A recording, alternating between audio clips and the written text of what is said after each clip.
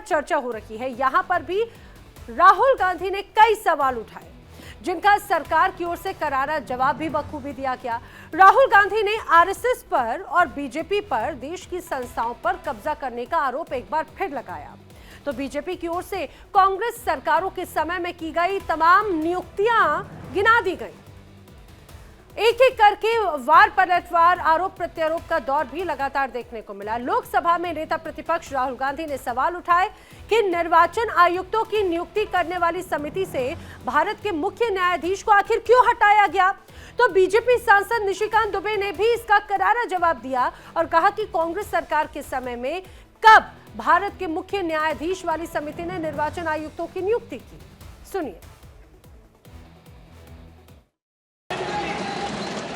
So, the project of the RSS was to capture the institutional framework of the country. And I said how the education system has been captured. Vice Chancellor after Vice Chancellor after Vice Chancellor is placed not on merit, not on capability, not on scientific temper, but on the fact that he belongs to a particular organization. Second capture, which helps in destroying democracy, the capture of the intelligence agencies. We have the Home Minister sitting here. The capture of the CBI, of the ED, of the Income Tax Department. आप ये समझें, ये 76 में स्वर्ण सिंह की committee बनी 1975 में। उन्होंने सारे इंस्टीट्यूशन को खत्म कर दिया, अध्यक्ष महोदय, जिसके लिए आज फिर से लगे हुए हैं।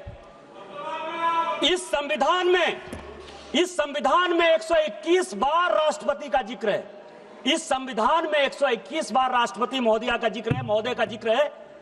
आपको आश्चर्य होगा कि एक संशोधन के माध्यम से राष्ट्रपति के सारे अधिकार को कांग्रेस ने खत्म कर दिया। राष्ट्रपति रबर स्टांप हो गया।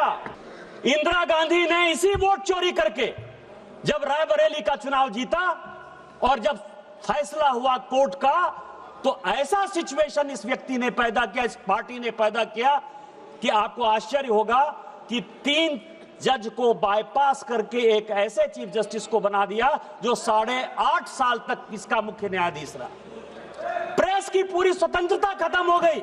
यूपीएससी जैसी संस्था जो आईएएस और आईपीएस और ऑल इंडिया सर्विसेज को पैदा करती है, कांग्रेस का एक कार्यकर्ता बटुक सिंह 10 साल तक यूपीएससी का चेयरमैन रहा।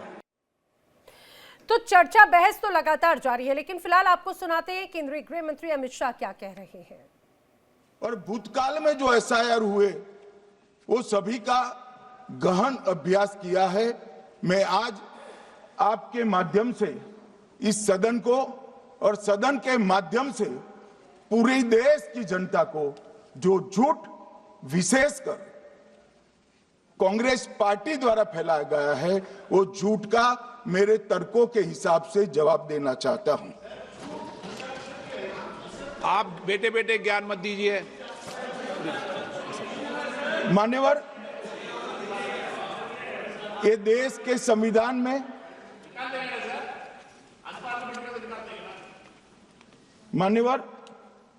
ये देश के संविधान के अनुच्छेद 2 से चुनाव आयोग की रचना हुई। एक प्रकार से चुनाव आयोग एक संवैधानिक संस्था है। संविधान के अंदर चुनाव आयोग का गठन, उसकी शक्तियां, चुनावी प्रक्रिया, मतदाता की परिभाषा और मतदाता सूची को तैयार करने और उसके सुधारने के लिए की शक्तियां, इसके बारे में स्पष्ट प्रावधान किए गए। और मान्यवर, बड़ी विनम्रता से मैं बताना चाहता हूं कि प्रावधान जब किए गए तब हमारी पार्टी बनी ही नहीं थी। हमारी पार्टी के अलावे जो लोग हैं, इन लोगों ने संविधान सभा में चर्चा कर संविधान को बनाया था। इसलिए ये पूरी चुनाव की प्रक्रिया जो संविधान के अंदर व्याख्यायित की गई है और आज जो हो रहा है, ये दोनों के बीच में क्या अंतर है और आरोप क्या है, इसको मैं जवाब देना चाहता हूं। मान्यवर, फ्री एंड फेयर चुनाव कराने का हमारा संविधान ने जिम्मेदारी चुनाव आयोग की तय की। मतदाता सूची बनाने की और मतदाता सूची में सुधार करने की जिम्मेदारी भी चुनाव आयोग को दी। अनुच्छेद संविधान के भाग 15 में अनुच्छेद 324 इसमें चुनाव आयोग का गठन, चुनाव आयुक्त की नियुक्ति, लोकसभा, राज्यसभा, विधानसभा, उपराष्ट्रपति और राष्ट्रपति ये सभी चुनाव का संपूर्ण नियंत्रण संविधान ने चुनाव आयुक्त को दिया है। और चुनाव आयुक्त एक से ज्यादा हो तो इलेक्शन कमिश्नर को दिया है। अब 325 जो अनुच्छेद है वो किसी भी पात्र मतदाता को मतदाता सूची से बाहर नहीं रखा जाता, इसका प्रावधान करता है। मगर 326 एक गहन पुनर्निरीक्षण के लिए, SIR के लिए बहुत महत्वपूर्ण है। क्या है 326 मान्यवर? इन्होंने मतदाता की पात्रता, योग्यता और मतदाता होने की शर्तें आर्टिकल 326 में तय की है। और वो शर्तें क्या है? सबसे पहली शर्त है कि मतदाता भारत का नागरिक होना चाहिए, विदेशी नहीं होना चाहिए। ये सबसे पहली शर्त है। और ये कह रहे हैं कि चुनाव आयोग क्यों ये कर रहा है? भाई इसका दायित्व है इसलिए कर रहे हैं। दूसरी है 18 साल से। तो आप सुन रहे थे केंद्रीय गृह मंत्री अमित शाह को संसद में बाकायदा वो जवाब दे रहे थे कि किस तरह से चुनाव आयुक्त की नियुक्ति को लेकर विपक्ष जो हल्ला मचा रहा है, आखिर उस हल्ले पर या फिर उस पूरे विवाद में कितना दम है, वो पूरी प्रक्रिया को एक तरह से समझा रहे थे। लेकिन मैं आपको ये भी बताते चलूं कि लोकसभा में नेता प्रतिपक्ष राहुल गांधी ने लगातार सरकार पर बड़े आरोप लगाए नियुक्तियों को लेकर, जिसका जवाब भी सरकार की तरफ से जमकर दिया गया। Why is it that the CJI was removed from the selection panel of the election commissioner? What motivation could there be to remove the CJI? Do we not believe in the CJI? Of course we believe in the CJI. Why is he not in that room? I sit in that room. 1950 से लेकर 2014 तक आप जो है लगभग 64 साल तक आपने जिसको चाहा चुनाव आयोग का अधिकारी बैठा दिया। मदर टेरेसा पर जिस आदमी ने किताब लिखा, जो ज्वाइंट सेक्रेटरी के लिए एमपैनल नहीं हुआ, एडिशनल सेक्रेटरी के लिए एमपैनल नहीं हुआ, सेक्रेटरी के लिए एमपैनल नहीं हुआ, वो नवीन चावला चीफ इलेक्शन कमिश्नर हो गया। केवल मदर टेरेसा का जो है केवल क्रिश्चियनिटी को जब बढ़ा रहा था, केवल उसके आधार पर आपने चुनाव आयोग बना दिया। तो आज पूरी तरह से कहा जाए कि बहुत एक यहाँ पे तापमान बढ़ा हुआ नजर आया, जिस तरह से चर्चा हुई है। राहुल गांधी सवाल खड़े कर रहे थे, जवाब दे रहे थे निशिकांत दुबे। इसी बीच लोकसभा में अपने भाषण के दौरान राहुल गांधी ने कई चौंकाने वाली बात कही और उसमें से एक हैरान कर देने वाली, जिस पर विवाद भी जमकर है। उनका ये बयान भारत के वर्तमान मौजूदा निर्वाचन आयुक्तों के लिए एक चेतावनी के रूप में सामने आया है। क्या है वो जरा सुनिए। Please change the law that allows the election commissioner to get away with whatever he wants to do. That's all the electoral reforms you need. And I want to assure the election commissioner that they might be under the impression that this law lets them get away with it. Let me remind them, don't worry, we are going to change the law and we are going to change it retroactively and we are going to come and find you. तो सुना आपने, वो सीधे सीधे चुनाव आयुक्त को एक तरह से धमकी देते हुए राहुल गांधी नजर आए। उन्होंने कहा कि हम चुनाव आयुक्त या फिर ये जो पूरे नियम है हम उसे बदलेंगे और वो सब देखेंगे। ये कहा जाए राहुल गांधी का ये बयान कहीं ना कहीं विवाद खड़ा कर रहा है, लोग इसे आपत्तिजनक मान रहे हैं। यहां पर यह भी आपको बताते चले कि संसद सत्र 19 दिसंबर तक चलने वाला है, जबकि राहुल गांधी 15 तारीख से लेकर 20 दिसंबर तक अब विदेश यात्रा पर जा रहे हैं। ऐसे में कई सवाल यहां पर सरकार की तरफ से उठाए जा रहे हैं। अब यहां पर तो सरकार और बीजेपी की तरफ से, खासतौर से एनडीए की तरफ से सवाल उठाए जाने लगे हैं। क्या विपक्ष वास्तव में चुनाव सुधार चाहता है या फिर ये सिर्फ अपने वोट बैंक को एक तरह से बचाने की कवायद है? ये बड़े सवाल अब लगातार उठाए जा रहे हैं और चर्चा के साथ साथ राहुल गांधी का ये पूरा विदेश दौरा भी एक जरूर चर्चा और विवाद का विषय जरूर बन चुका है। इस बीच कई बड़े सवाल खड़े होते हैं। क्या कांग्रेस वास्तव में चुनाव सुधार करना चाहती है? सवाल ये भी, क्या विपक्ष एसआईआर पर सवाल उठाकर अपना वोट बैंक बचाने की कोशिश में है? सवाल ये भी, क्या किसी नेता का किसी अधिकारी को ऐसे चेतावनी दिया जाना सही है? ये वो तमाम बड़े सवाल हैं। इसके साथ ही कुछ और सवाल जिनको हम जानने की कोशिश करेंगे। खास मेहमानों का पैनल मेरे साथ में कनेक्ट हो रहा है। बीजेपी प्रवक्ता राकेश पोद्दार हमारे साथ में है, कांग्रेस प्रवक्ता डॉक्टर शिवानंद हुलियालकर हमारे साथ में कनेक्ट हो रहे हैं, आरजेडी एलजेपीआर से भी जल्द ही हमारे साथ में खास मेहमानों का पैनल कनेक्ट होगा। आप दोनों का बहुत बहुत स्वागत है। शिवानंद हुलियालकर जी, मैं आपसे शुरुआत करना चाह रही हूँ। ठीक है, किसी प्रक्रिया पर, किसी निर्णय पर सवाल उठाए जा सकते हैं और यही एक लोकतंत्र की खूबसूरती होती है कि सवाल पूछने का अधिकार और जवाब देने का अधिकार एक बड़ा स्पेस है। लेकिन जिस तरह से ना सिर्फ सवाल बल्कि धमकी भरे अंदाज में राहुल गांधी नजर आ रहे थे, अधिकारी को, एक संस्था को चेतावनी दे रहे थे, क्या ये सही है?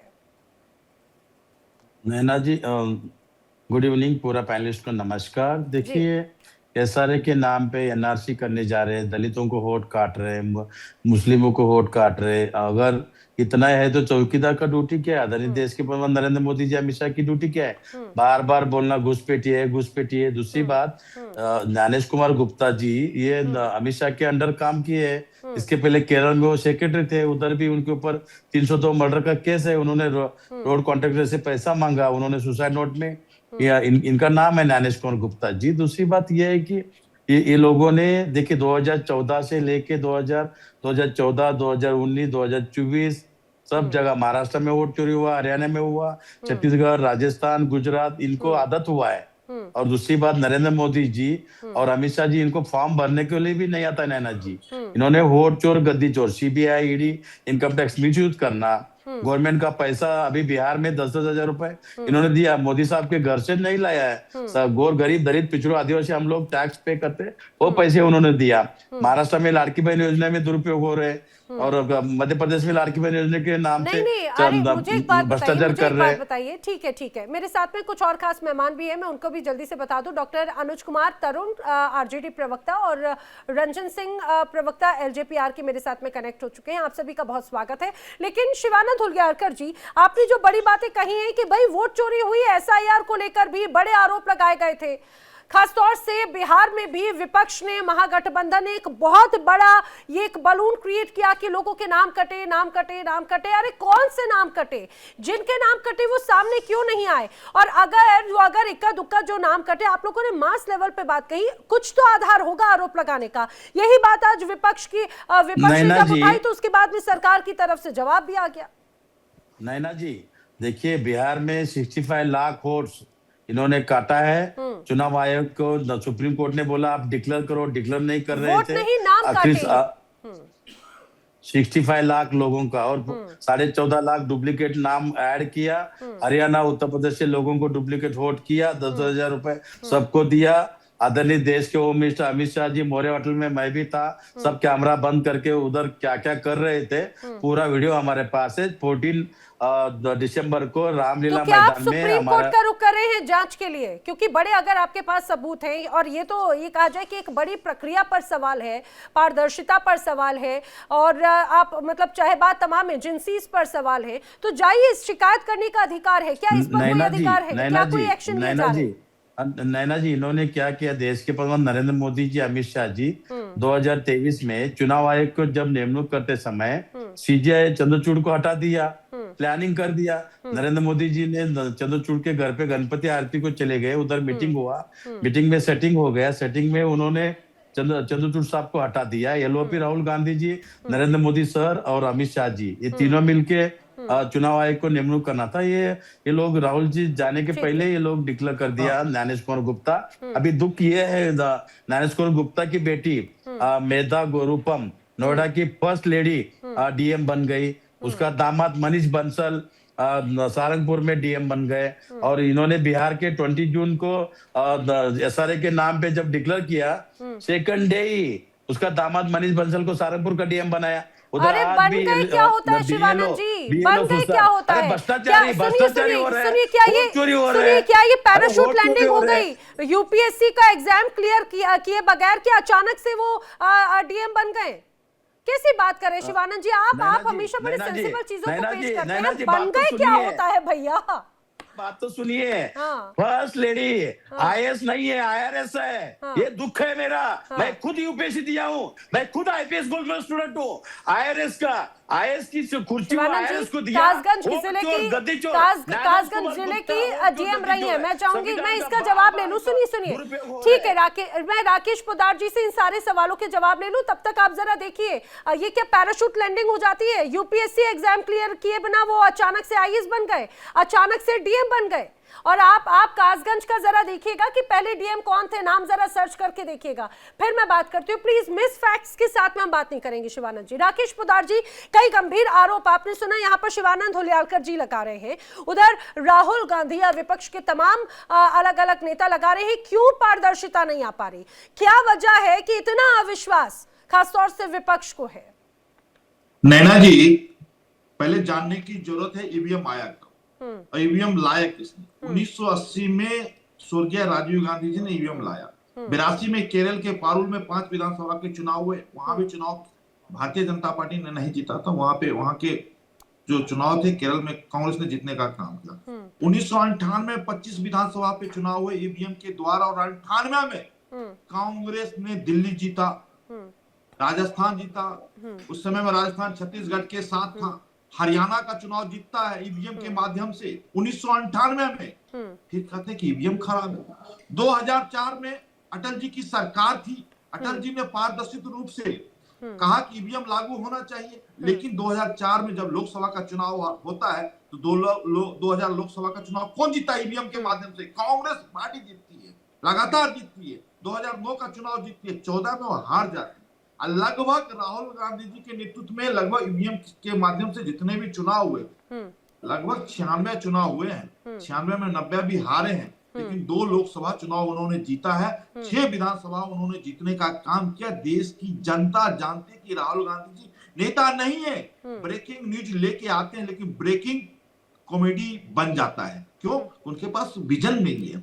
आपने स्पष्ट रूप से कहा 19 दिसंबर तक लोकसभा चलेगा, लेकिन 15 तारीख को 15 दिसंबर को हमारे विपक्ष के नेता विदेश चले जाएंगे। तो लोकतंत्र के मंदिर में भी ऐसी बातें होती है। मैं लगातार एक चीज और कहना चाहता हूँ। लगभग नैना जी 57 करोड़ मतदाता सूची को शुद्धिकरण किया गया पूरे देश के अंदर, 57 करोड़। और मैं कहना चाहता हूं 57 करोड़ के साथ साथ नैना जी 5 विधानसभा के चुनाव जो हुए हैं 2024 में। देखिए, मैं आपके बीच में नहीं बोला, निवेदन करता हूं कि आप सुनने का काम करें। निवेदन करता हूं नैना जी, मैं ऐसा बात नहीं बोलूंगा जो तथ्यों पे बात नहीं हो। तथ्यों पे बात करो। भारत का संविधान क्या कहता है? आप लोग संविधान फाड़ने वाले लोग क्या आप बोल रहे हैं एसआरए के नाम पे? नैना जी, उन्होंने 5 मिनट लगातार बोले हैं, उनकी बात हम लोगों ने सुना, पारदर्शी से सुनने का काम किया। जब मैं तथ्यों पे बात कर रहा हूँ कि हल्ला कर रहा है। नैना जी, निवेदन है मुझे बोलने दिया जाए। शिवानंद जी, राकेश पोद्दार जी को बात पूरी करने दीजिए, फिर मैं आपसे उनका रिएक्शन लूंगी, यानी गेस्ट का भी रुख करूंगी जी। और नैना जी, मैं लगातार कह रहा हूँ 57 करोड़ की मतदाता सूची को तैयार पूरे देश में हो रहा है, और आज से नहीं 20 सालों से हो रहा है। और हमारी सरकार 2014 में आई है, यानी मतलब 10 साल 11 साल हुए हैं। 20 सालों से मतदाता सूची की तैयार हो रही है, मतदाता शुद्धिकरण हो रही है। इनको दिक्कत क्या है? यहाँ पे दिक्कत है कि मतदाताओं ने इनको नकार दिया। यहाँ तक सुप्रीम कोर्ट में भी ये गए, सुप्रीम कोर्ट भी नकारने का काम किया। अब मैं तारीख भी बताना चाहता हूँ, 10 जुलाई को गए, 10 जुलाई को इनको नकारने का काम किया। 25 अगस्त को सुप्रीम कोर्ट ने क्या कहा कि आधार कार्ड पहचान पत्र हो सकता है, नागरिकता नहीं हो सकता। वहां भी इनको धुकारने का काम किया, लगातार सुप्रीम कोर्ट भी कह रहा है। नहीं, और लेकिन बिहार मुझे एक के अंदर सबसे महत्वपूर्ण बात तो राकेश पोद्दार जी यही समझ में नहीं आ रही है कि आखिर इस तरह से क्यों अविश्वास यहाँ पर नजर आ रहा है। आ रही हो शिवानंद जी? शिवानंद जी, मैं जल्दी से एक बार आरजेडी का ही रुख कर लेती हूँ, आपके महागठबंधन के साथी है, लेकिन अनुज कुमार तरुण जी, मुझे जरा बताइए कि एक तो बात ये खड़ी हो जाती है कि भाई बार बार इसे एक बहुत हवा बनाने की कोशिश की जा रही है।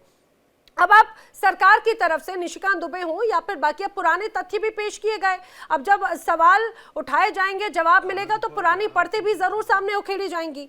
अब उसमें 2005 की नियुक्ति का जिक्र होने लगा, नवीन चावला का, और यहां तक ये तमाम आरोप लगाए जा रहे हैं कि ये जो नियुक्ति थी ये भी आउट ऑफ द बॉक्स जाके की गई। वो तो गांधी परिवार से करीबी नजदीकियों के चलते उन्हें एक तरह से बड़ा ताज दिया गया, और 1 या 2 साल के लिए नहीं, नवीन चावला 2005 से 2012 तक उस पद पर है सीईसी के। जब खुद की कॉलर अगर दागदार हो तो दूसरे पर कैसे सवाल उठाइएगा? देखिए नैना जी, सबसे पहली बात कि इनकी एक फितरत है, एक आदत है। वर्तमान में जब भी कोई सवाल करेंगे तो अतीत के हवाले से उसको जस्टिफाई करेंगे। फलना आदमी चोरी किया, वो दोषी था तो हमने भी चोरी कर लिया तो क्या गुनाह कर लिया? ये कोई तर्क होता है क्या? अगर उन लोगों ने गलती की, देश की जनता ने सत्ता से बाहर कर दिया, 2014 के बाद से सत्ता में आप हैं, और अगर लोकतंत्र के जो सबसे महत्वपूर्ण अंग है चुनाव प्रणाली, अगर उस पर अगर कहीं कोई सवाल है तो उस पर विचार होना चाहिए।